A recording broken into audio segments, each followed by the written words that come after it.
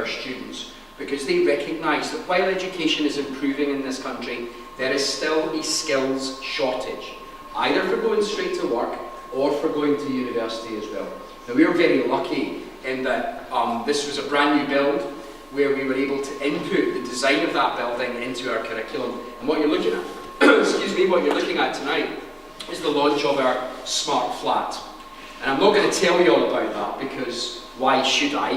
Because I've got 4 amazing young men from year 13 and 11. Come along, James. Don't be shy. Don't be shy. This is what you get paid for.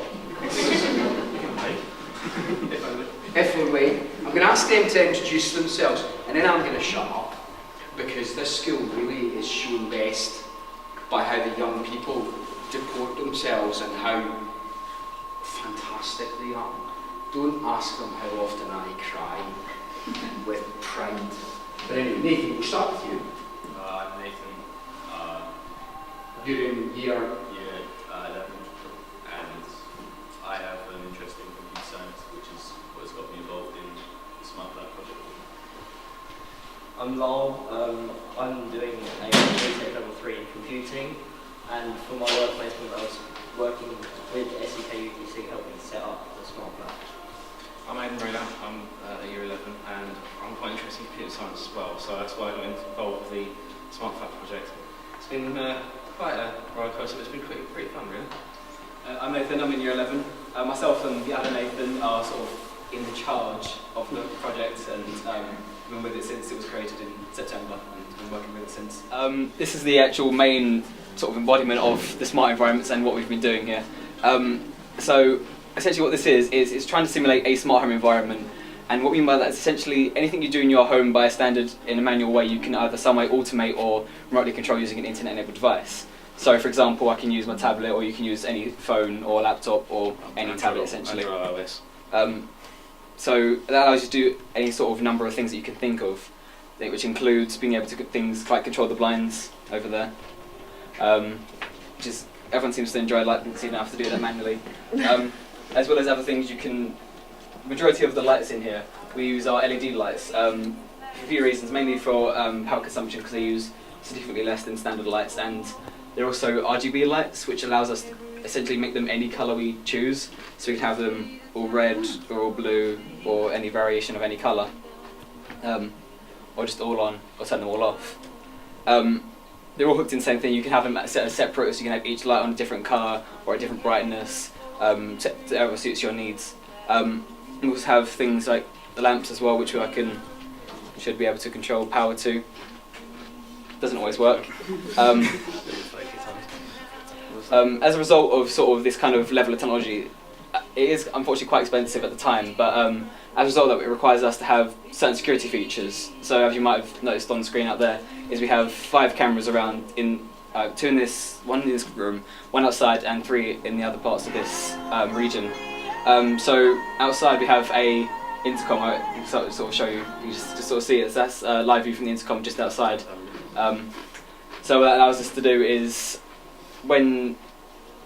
as an added layer of security, so it's easy, it acts as a normal intercom you might have on any sort of standard building. So someone will ring the doorbell essentially, and it will give you a notification so you can answer it, talk through the intercom to them, and let them in, turn the lights on, turn the outside light on if you need to see them, let them in any standard way. A perk of using it this way, rather than just giving someone a key, is with the system we can control it anywhere in the world as long as you have an internet connection.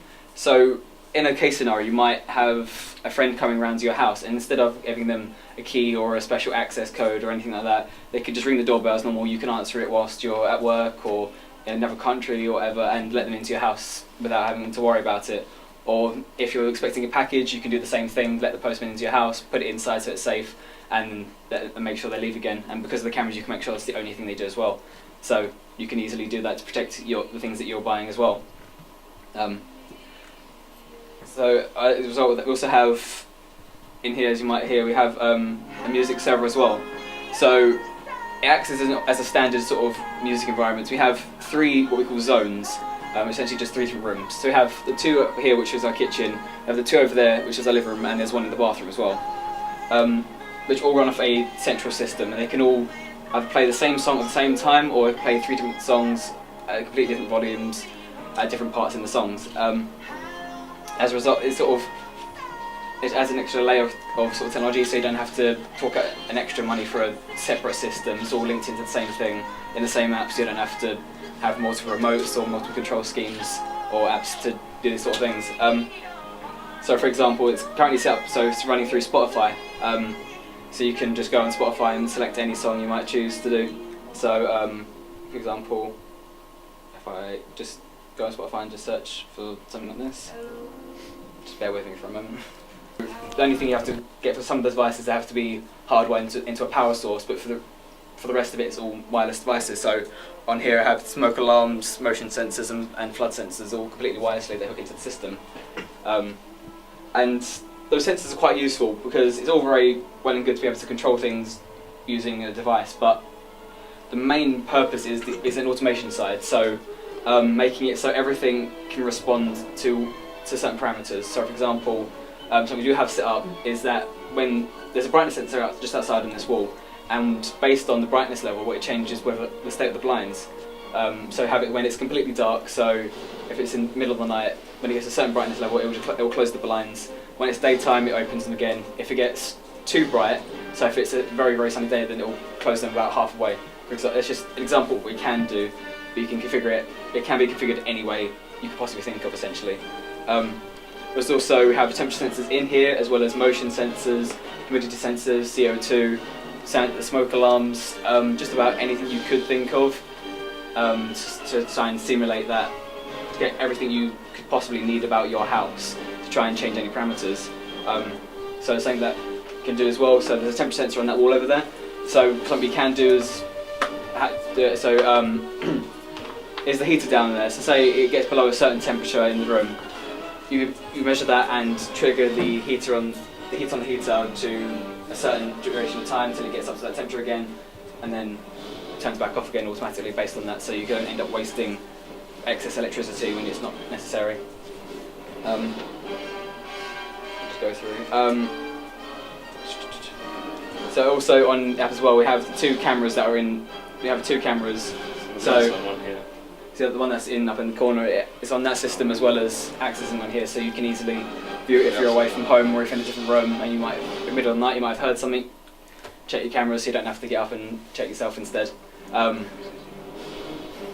As well, so that's the majority of sort of the basics of everything we have. We don't have everything we could set up at the moment just because of time limitations, but everything is slowly, piece by piece, being added into the system.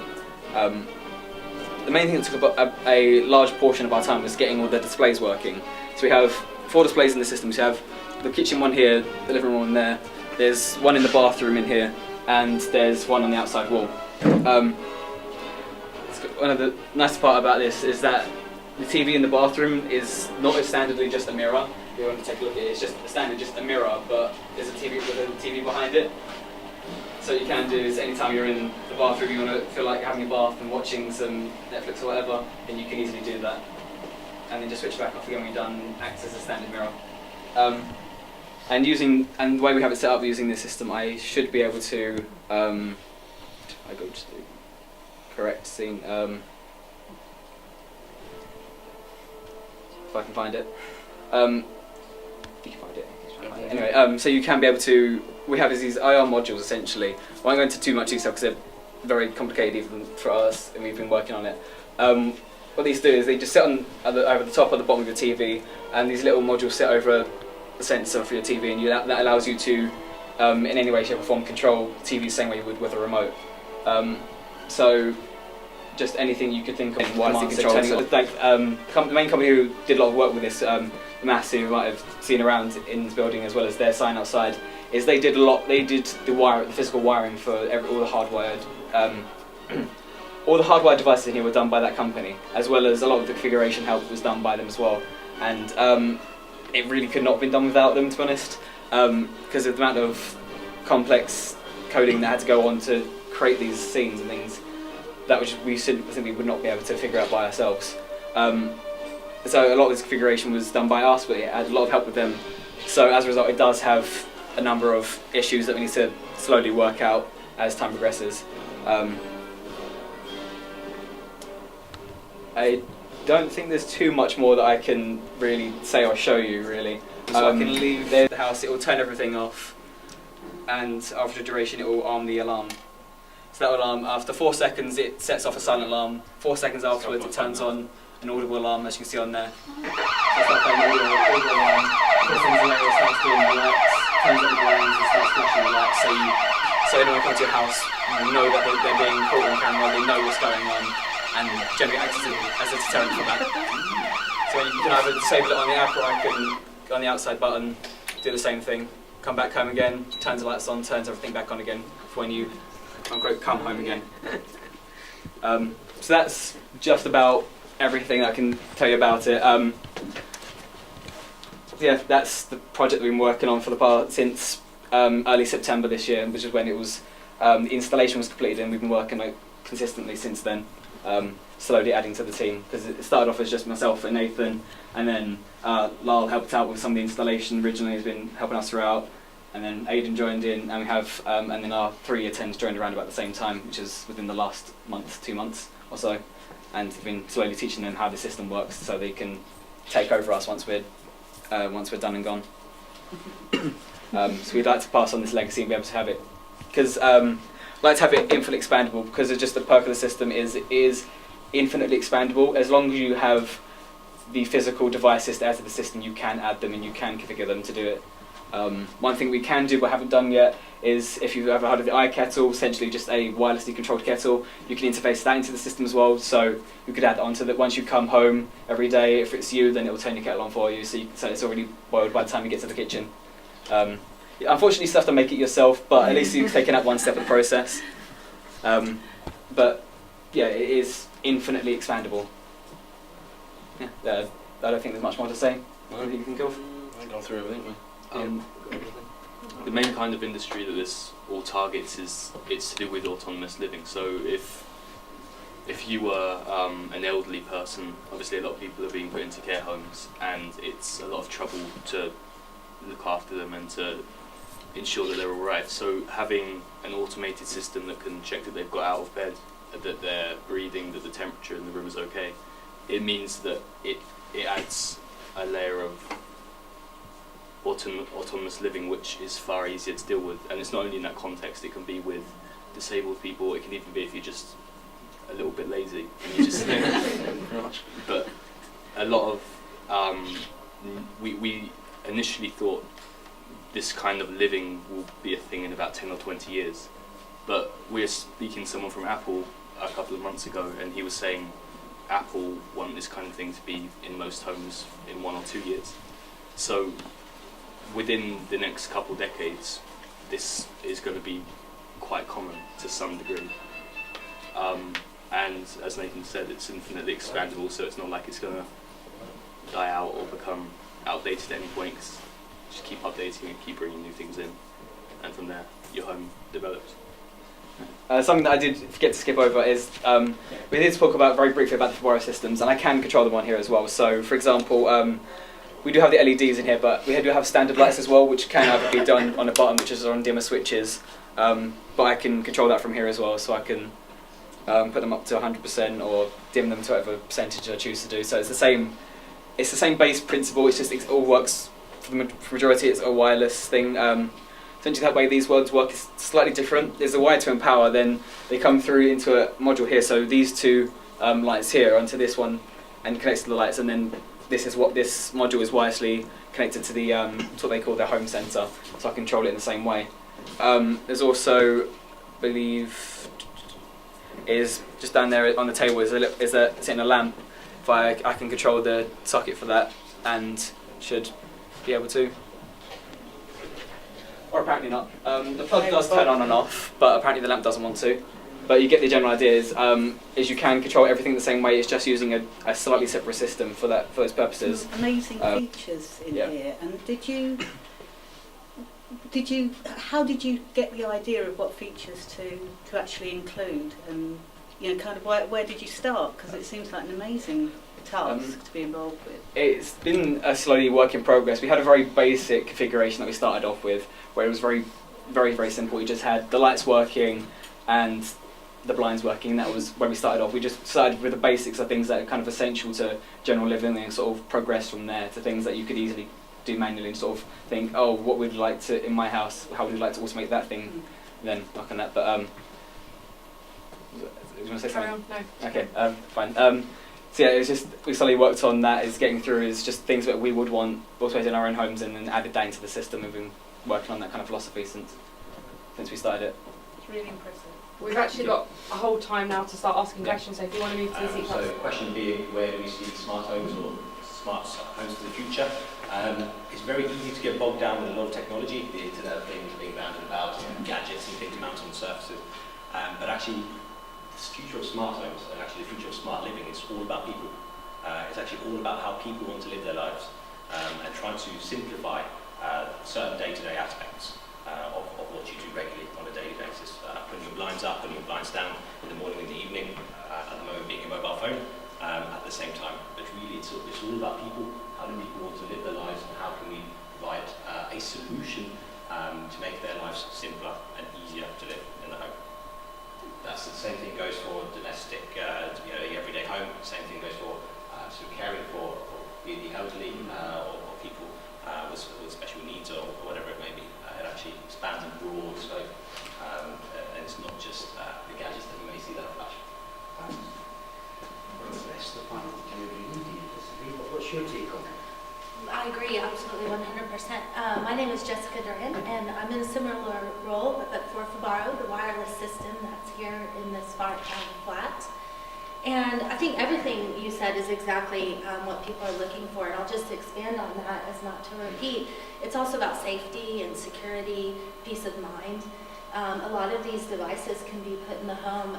For example, our smoke sensors can go in thatched roofs, and they can tell the homeowner when there is an increase in temperature so that they know there might be a problem before a fire actually starts.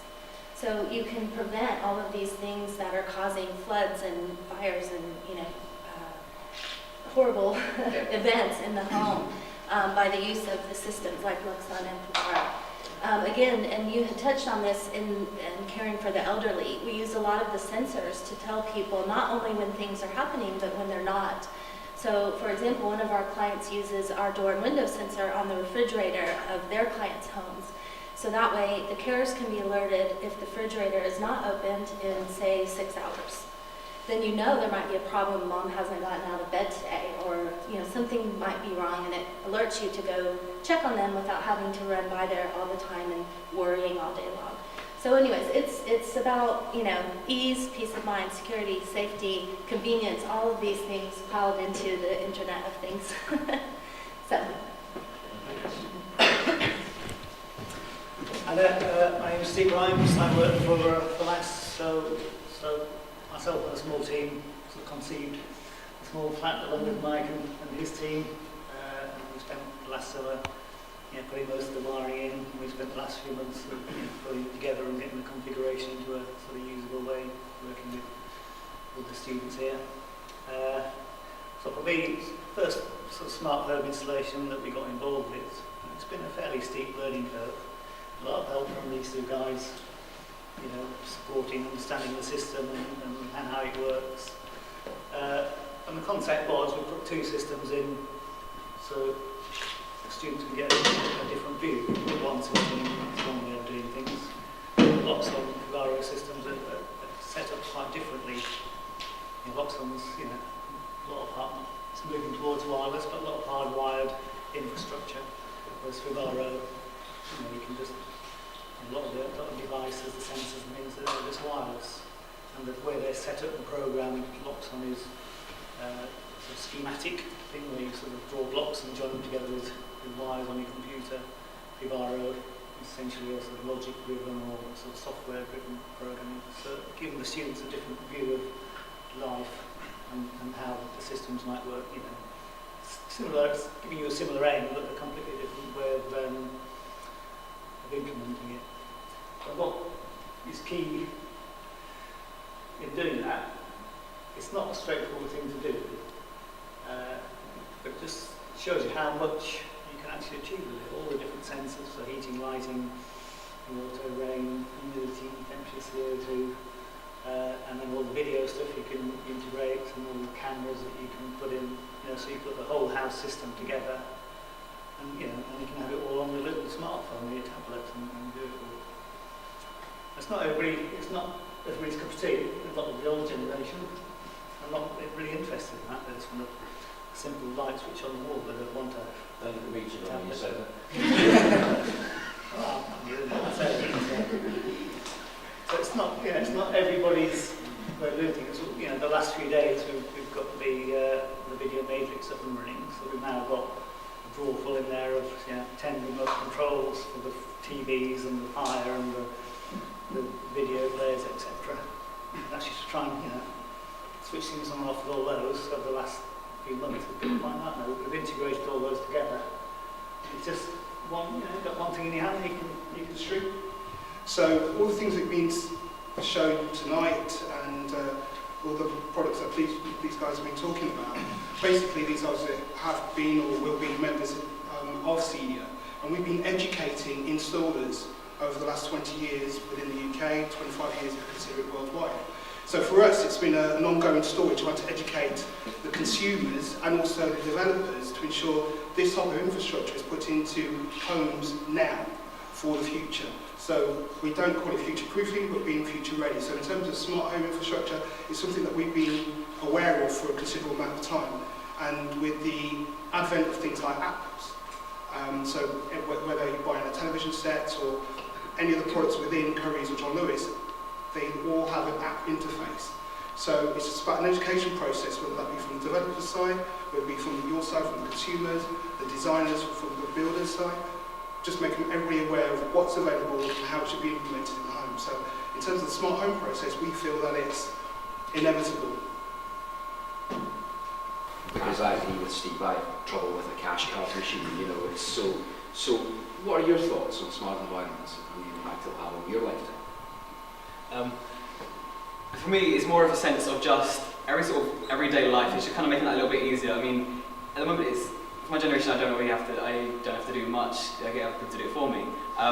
But in a sort of future sense,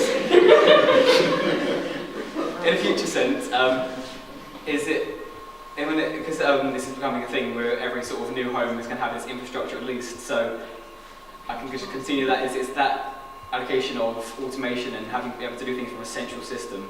It's kind of that process of doing that, and putting everything into a centralized area, so it's just easier to use and just safer and more secure, which is very much quite a concern with a lot of people with security and privacy and making sure that they know what's going on in their home, which is something that you don't always know when you're out and about, which is something that's quite nice to have. And it's just a process of every sort of building and home slowly making that transition to sort of being smart. I mean, even this building to an extent is smart. We have automated lights and things like that based on motion, similar to the way the flat does. And it's just kind of that process of all new constructions becoming smart. Have you got anything? I think the smart home industry is something it's just taking off really, and although CEDIA, for example, has been working on it for a long time, I think it's something which has only really caught the attention within the kind of past 5 or 10 years of the public so much. And I think something people didn't really think about before so much, but it's something which is probably my children are just going to grow up and thinking about, well, without thinking about it. I think it's something which is going to add a new layer of living in the information era to making life more easy and more autonomous and more straightforward, but also safe and helpful. And I think normalising the process. Yeah, I think so. Good. Straight from the mouth of the guys who are really going to live it over the next few decades. I've got one more question, and then I want to throw it open to you guys if you've got questions that you want to ask. But this is sort of specifically for any of you to jump in when you want. It's quite unique. I think the University of Essex has something like it, and there's this. And I think, as far as I know, we are the only school in the country, and I mean the whole of the United Kingdom, who has a facility like this. But my leadership team will tell you, and the Chair of Governors is sitting at the back, he'll often say the biggest question that he asks me and I ask them is, so what? You've got this fancy, brilliant, amazing thing, where you can watch Star Wars in one room and walk into the toilet and it'll come up behind the mirror and you can watch it there and spend hours watching lightsaber fights or whatever. So what's the point? What's the impact of having something like this in a school, and how will it benefit young people in trying to find jobs in this industry or further study? And I'm going to throw it open. You can jump in. You can Yep, let me start this one then. First of all, yes, as far as I'm aware, you are the first school in the UK with a system to this level, especially on the wired side of things. Most certainly, the most advanced smart flat or smart home system in any educational establishment that I'm aware of. Now, the benefits to students with something like this is really putting into practice a lot of theory that you learn. So you learn a lot about physics, about voltages, currents, Ohm's law, whatever it may be. And actually, this is a real life application of that. You need to consider all of these things when you're looking at smart home systems. You learn about computer programming, logic. Again, all of the different behaviours of the home, all of these functions that they're creating on these apps, it's all based around logic. So again, they're putting that into practice. Looking at the project management skills, or simply actually getting it to this stage, or actually managing what do we want to do, how do we get from A to B, what's the roadmap to get there. Again, there's a vast amount of theory that you learn generally throughout your education life that you don't really get to put into practice at any stage, especially not into a tangible way, which actually seems, don't need to offend anyone here, relevant on a day-to-day basis, because everyone lives in a house and you're going to be living in smart homes in the very near future. So actually you can really see the benefits of this firsthand and actually take it home and continue that thought process beyond just leaving it at your desk. Anyone else in the panel want to add anything? I'll say a few words. I think one key advantage that this is giving you, there are probably schools with smart technology and that are used as part of the building infrastructure, but it's not something the kids can get involved with and play with. Whereas this is quite different.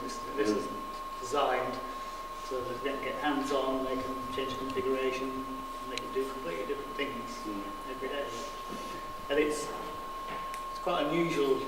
You can do computer programming at school, maybe some lower level sort of hardware, but this is a sort of real life building environment, and you can do some quite interesting. You could spend months and months and months. I could spend my whole life here Because developing this. we were talking and we said, yeah, it's there, it's done. But there's still so much more to do. Months, years, decades ahead. There's a lot here that will keep the young people. Put a very, we've got the basic infrastructure, wiring all the components that go in it.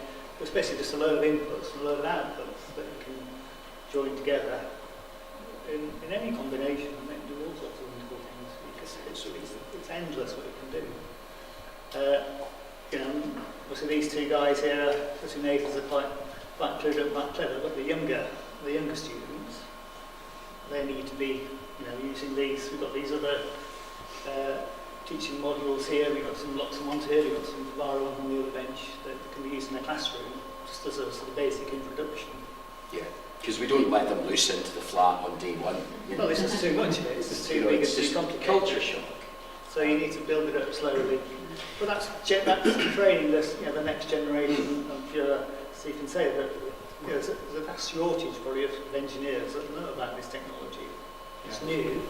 And how you both found it, how you found working with students and how the students found their interaction with the time that you've invested in. Sure. We can do it. Well, I think a lot of that is yet to come. I know the Luxon team have been out here before working on some things to set up. We've put a few items in place for the students to actually play and trial and learn as they go. So I think Steve in particular is leaving a little bit of that so that it creates a learning environment. What we don't want to do is step in as the experts and just do it all for everybody. But we're happy to come to do trainings to provide, information to help the students along when they have questions. That's why we're here today, to support this project and, make sure you guys know that we're resources that can be used at any point. In the run-up to this project, both the Nathans actually came down to our Reading headquarters, spent some time training with us. They've gone through a lot of the software, how to use it, how the system comes together. Went into quite a lot of technical depth and actually explored really how this could also be used and built into the curriculum, even possibly. So there was a fair bit of technical help there as well at the same time. I think Steve from Maths was very prominent in a lot of the physical specification and the hardware side. The students really took the programming sort of by the grasp of the sort of scruff of the neck, let's say. But yeah, it's been a very, very good journey, and I'm massively impressed by what's been done in a very short time. Yeah, it's good idea to work with these guys and the rest of the students that are involved, really. So it's not up to us to make this happen. It's down to you and the staff to move this forward. It's up to them and your staff to move it forward. I don't know good words, can you tell me, how did it feel for you? It's been quite a slow transition, I think, because we did start off with that initial training before we moved into this project, which just gave us that sort of base level knowledge that we required. And a lot of that is kind of, most of what we now know is kind of been through trial and error, is just trying to figure out how things work. But we have had a lot of help from the various documentations that existed and directly through people who work for these companies as well, just try and give it that extra little bit of support that we require for some of the more in-depth tasks that we've been trying to tackle. Specifically the IR modules, we've had a huge pain getting working. As you saw, they still aren't exactly working now. It's things like that without the help that we've been given, we would not really be able to get it to a working state, essentially. We'd still be here with a very, very, very basic flat with a few things working, trying to figure out how everything works. And we have been passing on that knowledge to our year 10s as well, so they can take on after us. The mentor is asking Nathan Barrow, do you find that the role of the mentor is easier to do given that someone has shown you? Yeah, I think absolutely. It's you basically learn how to teach and how to convey knowledge, which I don't think particularly good at, but Aidan's had a huge impact on teaching the year 10. So I think it's interesting because I think whatever workplace you go into, you start off kind of at the bottom and you'll have to work up, and at some point you will be teaching someone, and if you can't teach someone, then you don't understand what you're doing. So it's very effective to teach because it makes us realise what we know. Excuse me, I sound like a complete idiot. There's a question I actually asked my Nathan the other night.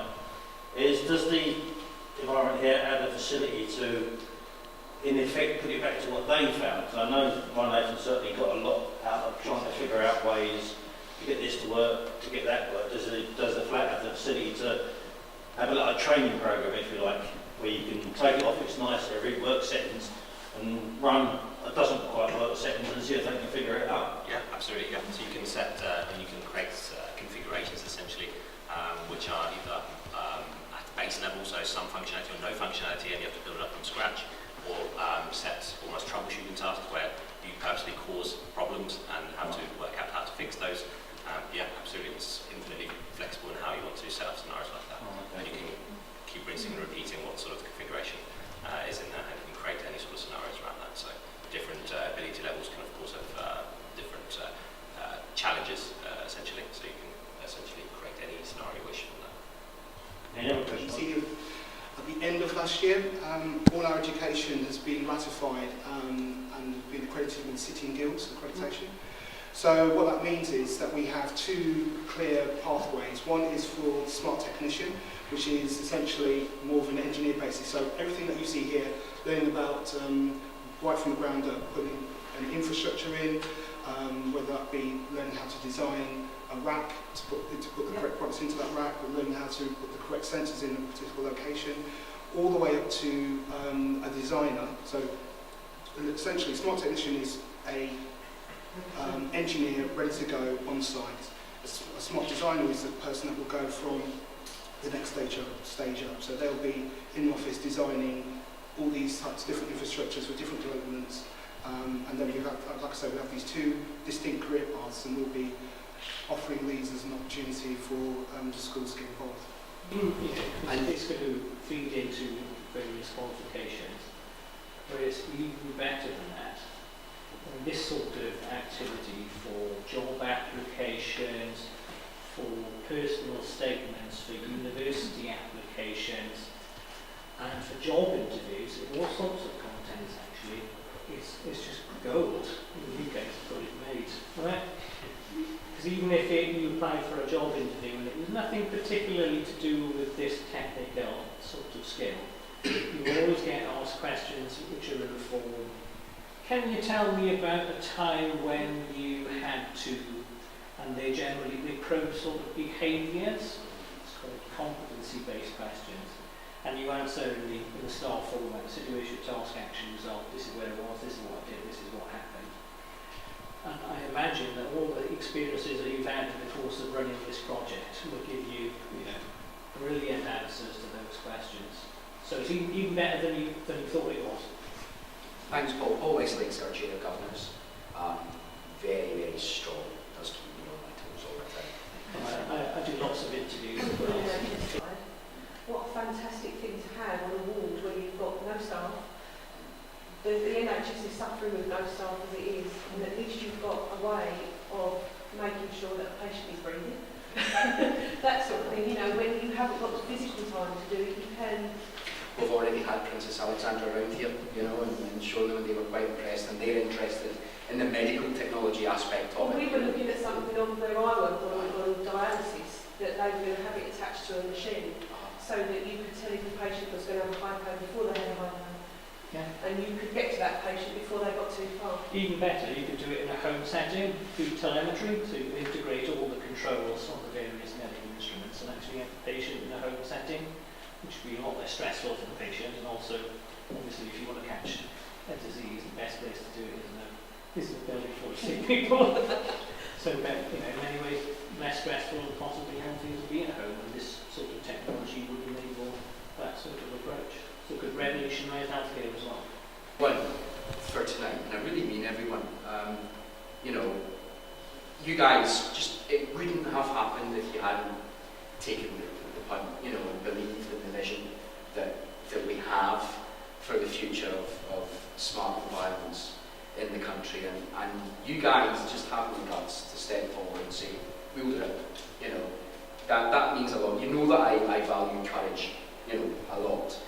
And to the parents, because when you first met me, it was one man Andy's PowerPoint in the church hall. There was no building, there was me, possibly there wasn't even me, and you had the faith to say, yeah, let's give it a go.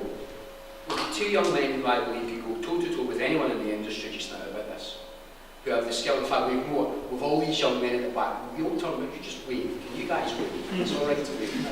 They're a nice generation. And we've got Lal leading it in the sixth form as well. It's cross-phase. It's not just year 11 that do this. And it's that seeding life in modern Britain. And I mean, we do still have some spaces left in year 10. If you know anyone who's interested in this, do let them know. But they are filling up. But I'd just like to thank you all, and really, genuinely, it's moments like this that make me really proud to be the head teacher of this school. It's the best job in the world. It is the best job in the world. And I know you guys will go on to make millions of pounds more than I ever will, but I have the ability to look at you succeed and say, we did that.